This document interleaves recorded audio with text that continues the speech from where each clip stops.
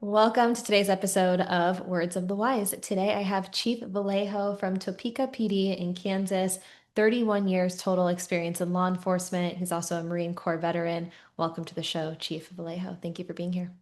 Oh, it's an honor to be here with you today, Paige. Thank you. I appreciate it. We were already laughing offline, so I think this is going to be a great conversation.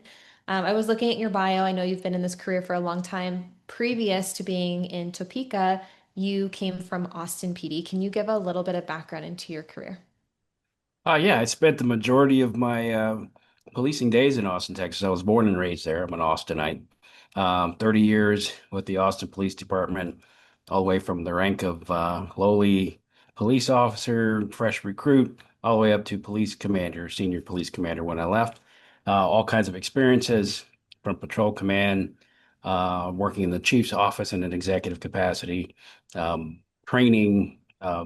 Investigation special victims unit. I was really blessed to have a really myriad of experiences while I was there. I believe those experiences led me to where I am now in the great capital city of Topeka, Kansas, with some wonderful police officers here at the Topeka Police Department. I really like that reminder that every step of the journey gets you to where you're going. And sometimes we don't know why we do certain things. I think it's a reminder that, maybe there's an assignment that you didn't really plan for or maybe didn't necessarily want, but having that experience will get you to the next thing. And now you have more skill set that's going to prepare you for the future. Absolutely. Every experience that I've had, whether I wanted it or not, prepared me for something I didn't know in the future. So, those folks that I know getting assignments can have a big detriment to where you think you're going and how you feel about policing. Good example, I was once in my younger days as a detective, recruited into the Internal Affairs Division, even though I had other plans as a detective.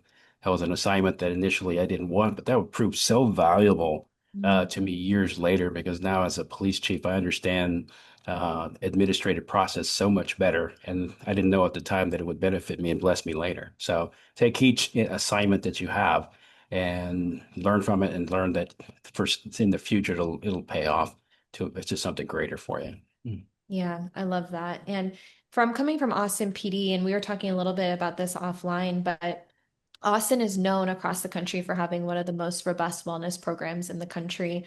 What did you learn from Austin that you've now brought with you to Topeka? I learned that wellness is comprehensive. I was blessed to be able to do some wellness research when I was there.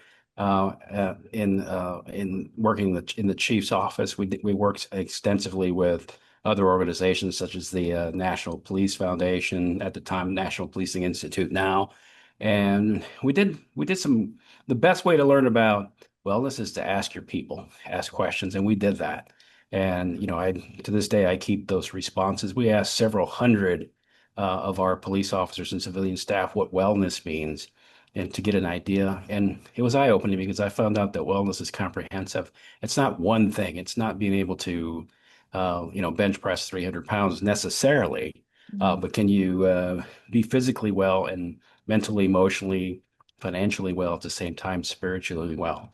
The answers were the same, but written differently. What I got from our professional staff and our police officers is it's comprehensive. It's more than one thing. There's a balance to a person's life to feel well, or for well-being, if you will. It constitutes one thing. So as an organization, as a profession, we need to start looking more comprehensively at what wellness means. It's one thing to have a really cool workout gym, which we do have. That's one piece of the puzzle. It's working out, and physical wellness is one thing, but if you're struggling at home with your finances, or with your marriage, or with some emotional thing in your life, may not necessarily be the end all be all. Maybe you need something else. Yeah, I appreciate you saying piece of the puzzle because I really do view it that way. There's a full picture of what we're looking for, and typically that full picture is going to be the why. Why do we do these things? And ultimately, it's the longevity and the well being of your people, the entire organization, sworn and professional staff. We want to make sure we're supporting them. And when you give that visual of every single thing that you do, organizationally is going to set them up and put those puzzle pieces together to create that full picture. I think it's easier to get behind a robust level of offerings, and understanding that it's not a one size fits all. So I like that you said the puzzle piece because I think the more puzzle pieces we can fit together, the more full of a picture we can see. Right. What I find is most police organizations in most cities have the basic bare bones. We all have some type of peer support. We have some type of EAP. We have some type of physical, maybe some kind of incentive to work out. We have chaplain programs. It's just getting those things to work fit together. That's Mhm. why you asked me about Austin. They have a place, a person, a unit, people that can facilitate those things. That's the best practice I find today is to have some type of facilitator to put all those things together and not only have one place where police officers can come to inquire, ask, or get those services, but just to also to endorse them. Think of a police officer, a young 20-something-year-old that's working third shift from 8 p.m. to 6 in the morning. They're not going to be in tune or in touch with a lot of things that go on during the day. So if they're experiencing some type of need or want or something, some type of whether it's nutrition, physical advice on working out, or just some type of getting in touch with some kind of a mental wellness component of the program. Who do they go to? When you're asleep during the day and you're working at night. So we 2/3 of our force in any profession in any organization in policing is working at night. So how do we get those? What do we get that information to our folks that are on the front line? Yeah, thank you. Something you've said is wellness is a performance issue. What's the connection you've found between wellness and the officer decision making? Well, I found that, and this is through experience too, going up through the ranks and over 31 years is what you manifest at home, you manifest at work. You can't separate your personal life, although police officers try from your professional life. Things that happen in your home or as just Chris affect Chief Vallejo, and what things that happen in the office affects Chris Hope. So there's a not only from a performance issue here at work, but performance. How am I performing as a dad, as a husband, as a friend, if I'm not physically or emotionally or psychologically well? I also want police officers, if I'm asking them to be out on the street and treat people with kindness, respect, and procedurally just and fair, if they're not feeling well, they may not manifest that out there the way we want them to. If there are issues in their own home, in their own lives, and in their own just and anything with them that it may manifest differently out on the street and it turns into a performance issue. Mm. I agree. And I love that you use that word manifest because it can come into, if you're doing something at work and it can bleed into your family life and vice versa. So it's really important to acknowledge that. Yes, absolutely. How have you seen, as you've advanced through your career, how have you seen the stress of the job change? Well, we have the basic stressors are always the same. I will point this out that when we talk about stress, I feel it's important as a student of organizational culture and stress related topics that there's different types of stress within a policing organization. There's a kind of stress that people usually associate with police officers on the front line, just dealing with the day-to-day operational calls for service and things like that, which can be a stress. But the majority, if people look up the research, it'll back me up. The majority of the stress is usually in-house. It's Mhm. organizational. It's within. We have a paramilitary type of function. It looks like the military. It's not, but a lot of it functions that way. All the way up to the chief of police, all the way down to the police officer. We all deal with some type of organizational stress. We train for the operational stress in the academy pretty well. Have some training for stress resilience and stress management as well with new recruits. But over the lifetime of an organization, if you talk to police officers, if you ask them what is it that has stressed you out over the years, they're probably going to talk about the organization itself, because sometimes we can be our own worst enemies. So it manifests differently at different ranks, but it also I have to acknowledge that sometimes we're our own worst enemies in creating that stress. And I like to remind command staff and senior leaders that sometimes when your folks talk about organizational stress, they're talking about us. So how can we, what are the things that we can do to alleviate some of the things that cause stress in a police officer's day? Yeah. I love that you said that you are a student of organizational culture. I think that was such a powerful statement that was worth repeating back. What do you think is the solution, or how can leaders, be a source of positivity and maybe not a source of that stress? Do you know the secret sauce to accomplishing that? Well, if I knew how to fix it in policing, I'd definitely write a book on it and retire. But I will Yeah. tell you, just through talking to other police leaders and senior command staff, I know a lot of great folks throughout the United States. They all care about their people. They all care about their organization. So I don't think there's ever a truly a true intentionality behind causing organizational stress and things like that. That's kind of the expectation of the job, that there's going to be some stress. It just can't be avoided. But understanding, one, what can we do to mitigate it? Understanding, be a student yourself, if you're in leadership of policing and organizational culture and organizational wellness, and understand when you see it, and ask questions of your department and your organization of what's driving stress. Stress could be unique to every organization, to every department. What may be stressing or causing some type of organizational stressors in Austin would be different in Topeka. But we don't know unless we ask those questions and make those rounds. And also modeling what it is that you'd like your officers to be. Yeah. If they officers are very perceptive and very intuitive, so if you're not walking the walk, uh, they'll see right through you. So modeling that, and the true test is in your how you come across, how you convey the culture, and it's in your policies as well. Yeah. And I think it goes back to what we were talking about earlier about how things kind of seep into other things. And I guess my question for you is, do you think that leaders take good enough care of themselves and focus on their wellness? Because if a leader of an organization is stressed to the max and they're not feeling good physically, mentally, emotionally, can that be the reason why some of those things are maybe seeping into the rest of the organization? And do you think that leaders maybe focus so much on other people and don't focus as much on themselves? Well, I'll tell you, that's I've in this position, I meet a lot of high performers, from command staff on up to other police chiefs who do great work out in the field. And sometimes, as high performers, we tend to look after everyone else except ourselves. What I've learned over 3 decades of policing is stress can be cumulative as well. Mm. So, the I guess the saying is, sometimes stress doesn't show up while you're in the fight. Sometimes it shows up long after you've survived it. Mm. So people in my stature, we're 20, 30 years, 40 years, we tend to be doing fine until we're not.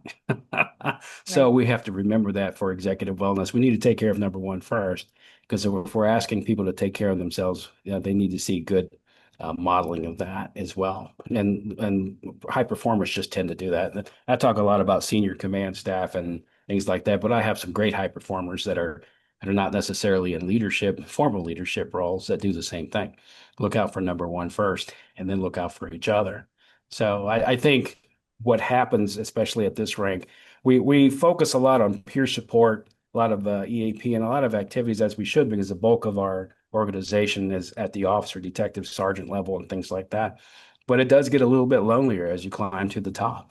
You think of an organization that has one chief of staff. That gets Who do you go to at that rank to to express organizational stress or things like that. So my advice is to have mentors outside of your organization that you can talk to in confidence. There's some great mentors out there in the policing profession who'd love to talk to you, police chiefs and senior leaders offline. That's one of the best ways to do that, to be able to find someone that you can relate to, especially former that walked and sat in your chair and walked the walk, that can tell you, yeah, what you're experiencing as a chief, Chris, that's totally normal.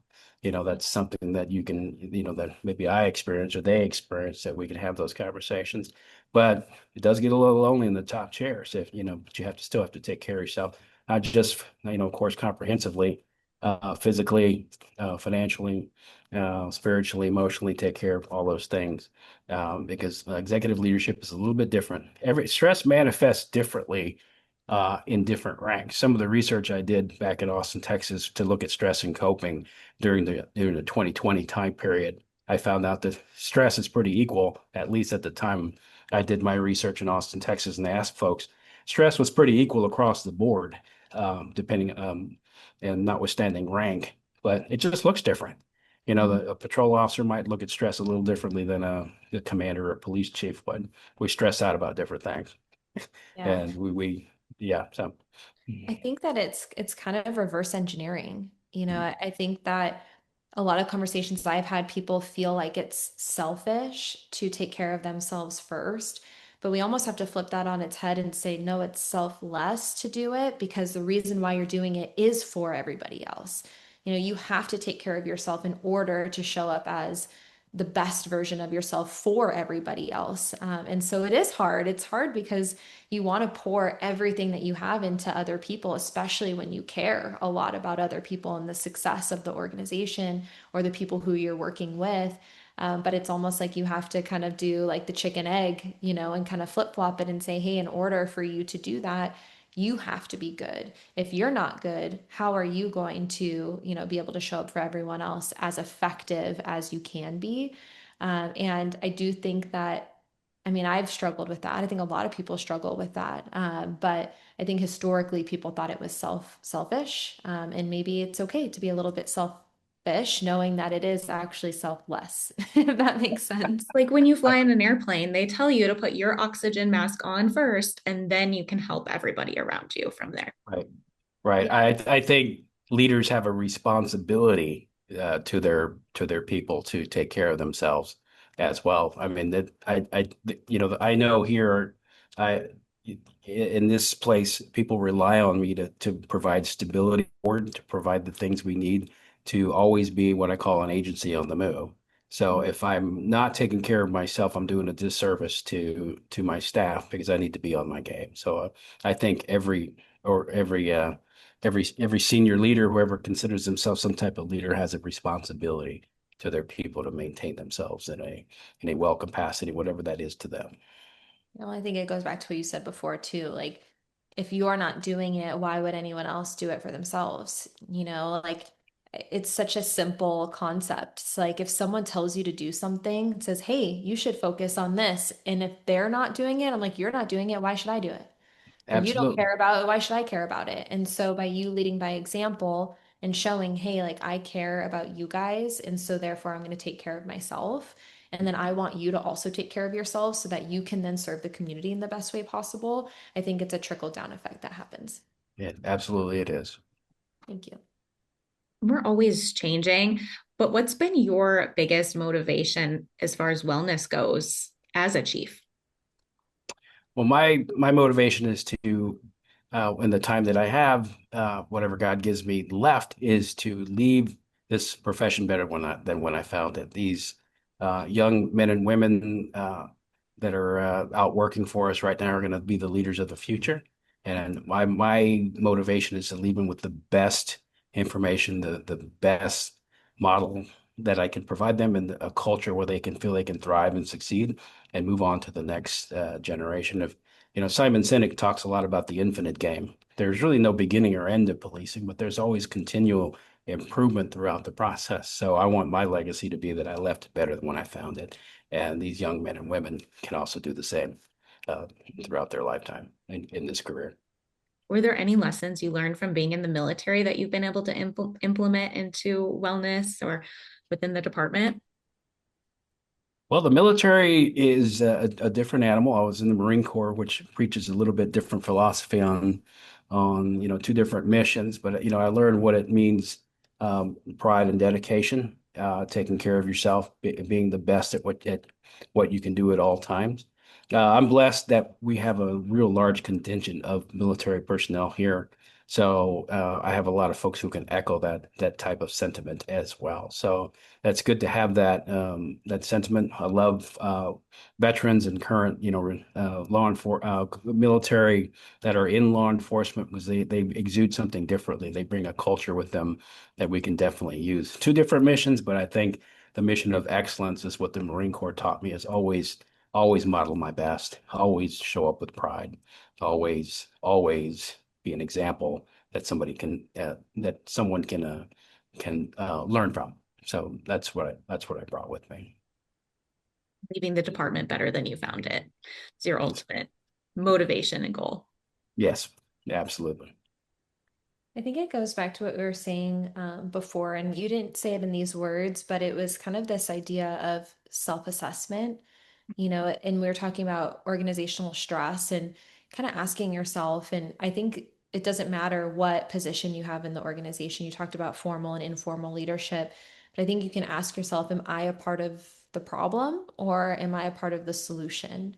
And I think that we have all at some point been both. There's probably been some points, throughout our lives where maybe we were a little too negative, and we were focusing on things that we couldn't control and we were kind of bringing the energy or the mood down, or other people down. And then there were times where we were really motivated and we were really trying to push things forward. And so I think having moments throughout your life and career of self-assessment of, am I working towards leaving this place better than I found it?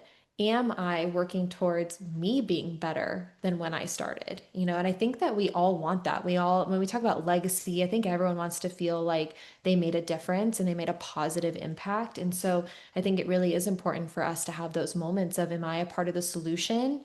Am I improving things or am I a part of the problem? And if we do have those honest conversations and we are a part of the problem, what are those things that we can change so that we can become a part of the solution? Absolutely. And I'll admit in, over 31 years now, I'm not the same police officer that I started. I've been different versions of a police officer, depending on where I was, how old I was. And at times when I was younger, I was part of the problem. But you know what? I mirrored a lot of what senior leadership did or said in the early 90s is wellness wasn't a priority. So if someone wasn't feeling well, I kind of saw them as weak. And but that's the generation that we were taught. So, when people started modeling a different way, I aspired to be what I thought would make them proud of me. So we started talking about police officer wellness and organizational wellness and leaving organizations better than we found it. And I'm like, okay, that I can get on board with that. So I think it's how we model our culture is and how far we've come in the past 30, 40 years in policing. So that, yeah, I think it also depends on where you're from. There's so many variables, but I think less and less as new generations come in, it's less of a problem to speak out loud about organizational wellness, health and wellness. Yeah, and anyone who's listened to this podcast before will probably have heard me say this at some point, but I do give you guys a lot of credit. You are putting in the work now that allows the younger generation to come into a culture where it is normal.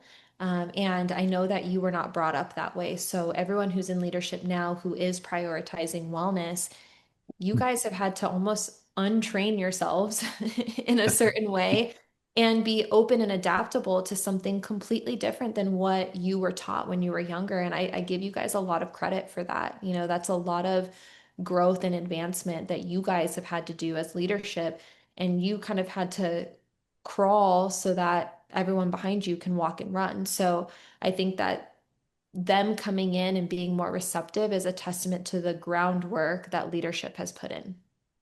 Yeah, I think it's just been an evolution, and I'm glad to be on the forefront. I think as generations come, they'll perfect this organizational concept much better than the current leaders ever would. But it's good to get the conversation started. I guess also a good police officer, what I've done is reflect over a period of time. I do that often as a police chief and a senior leader. I reflect back on, all 3 decades of experience and what is it that I've learned or taken away myself. and what can I have learned from all that generational experience and bring on to these folks?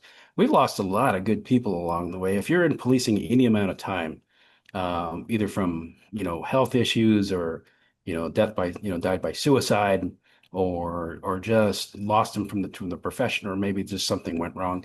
And I think a lot of those could have been avoidable had we been more open and free to identify those issues and point them out. And I think we're much better at this stage of the profession than we've ever been. I'm proud of the direction that policing is going.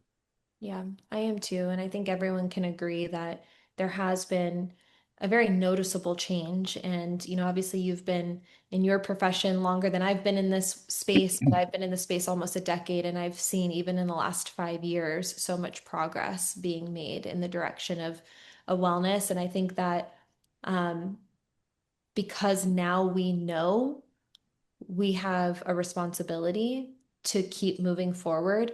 But like back in the day, you, you guys didn't know all this stuff, so I always tell people, like, give yourself some grace. It's not something that was widely available. Like, we didn't at that time understand, the rate of suicide, or what the career can do to you long term with cumulative stress and trauma. But now all the data and the science and the research is coming forward, and it's much more accessible through technology where we can share all of these things. And so now that we know, we can do better. But if you don't know, it's hard to do better. So I always tell people to have a little bit of grace. But now that we know, we have this really, really cool opportunity to improve people's lives and to reduce those statistics. Absolutely. I think there's for any executive or just any police officer that's watching this, there is no excuse not to understand the science, the research, and the information behind your profession. Be a student of your profession, just like an attorney would be, or a doctor would be, or a psychologist, or any. There's a body of knowledge out there available freely on the internet, or partner with your local institutions and organizations to get the latest research out there on the best evidence-backed practices in policing. There's no, in today's information age, it's all there at your fingertips. So I encourage uh, aspiring executives and current executives to be a student of your profession. Yeah. I think it's so important to reflect on the past and take those lessons and learn and not dwell on them, because if we start to dwell, then that's where the issues begin. So continue to reflect and we move forward from there. Absolutely. That's what I'm doing anyway. Yeah. Yes. You are in the process of advancing your wellness offerings within your organization. What do you hope to achieve? What are some of the things that are kind of on the horizon, and things that you are adding and wanting for the future of Topeka PD?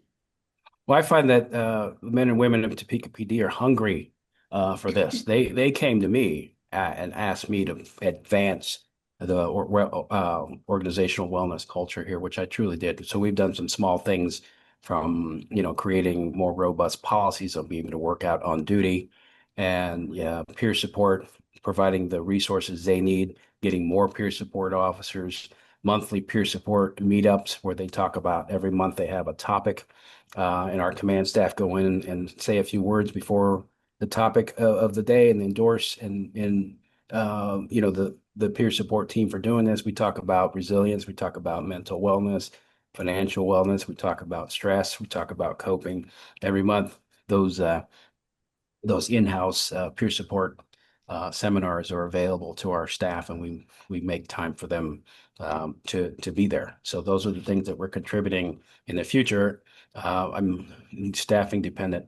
I know the best practice is a wellness coordinator, someone who coordinates or facilitates these things, puts them all into one place.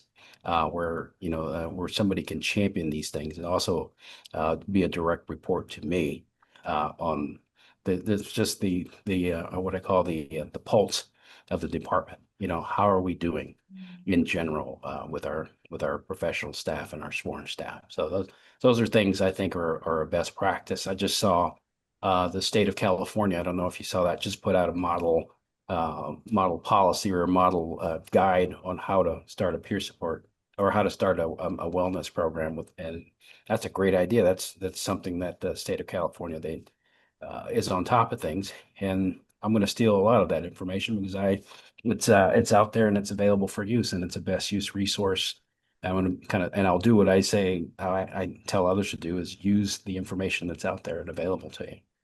Yeah, we don't have to reinvent the wheel all the time. Mm. And I think sometimes we forget that there's other people, like we kind of silo ourselves onto our own islands, and to have that ability to zoom out a little bit and understand that there's other people who have done it really well.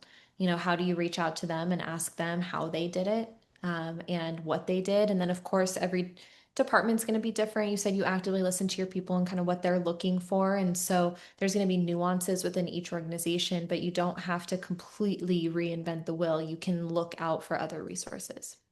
Absolutely. The biggest resource we used recently was the IACP Officer Safety and Wellness conference. I took a team with myself, and we went to the conference, and we brought back some useful ideas that we plan on implementing. So I'll invest, when necessary, the resources that we need to make a true program and make it right.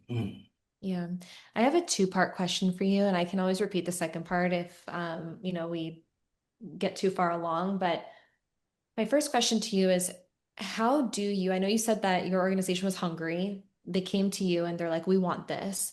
But for other agencies, especially because you are a larger organization, how do you get buy-in?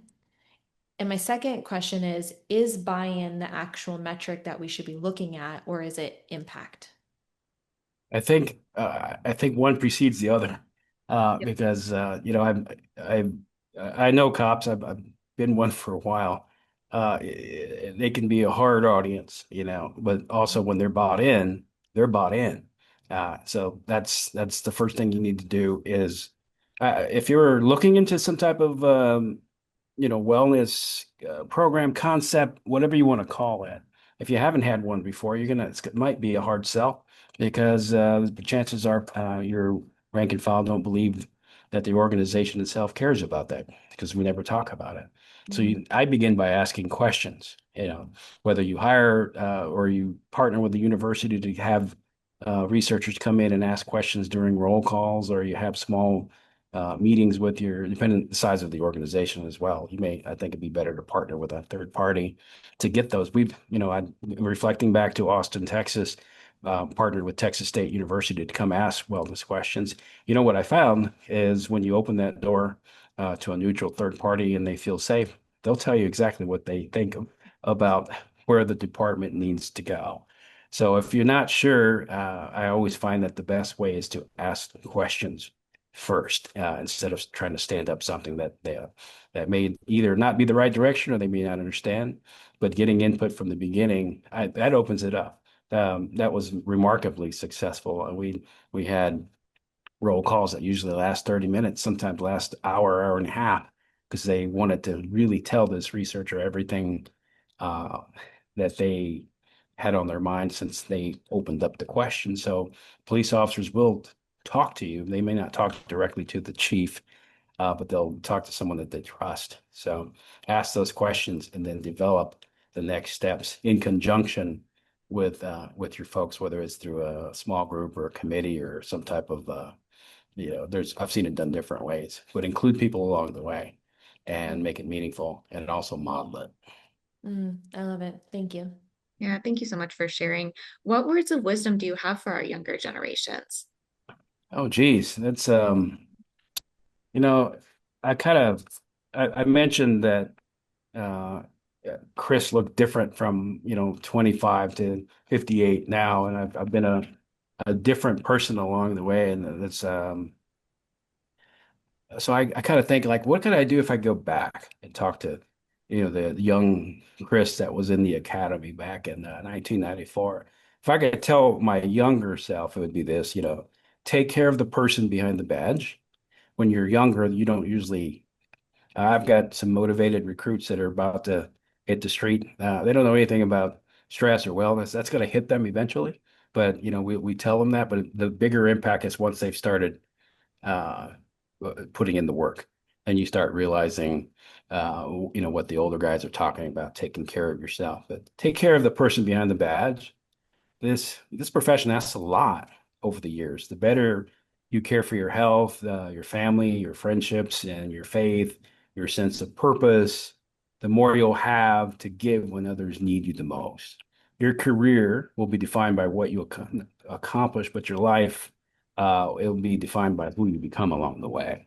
I guess I would tell Chris that back in 1994.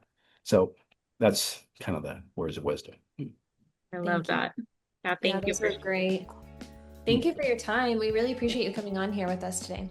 Oh, it's been an honor. Thank you so much for having me on. I hope this helps. Of course.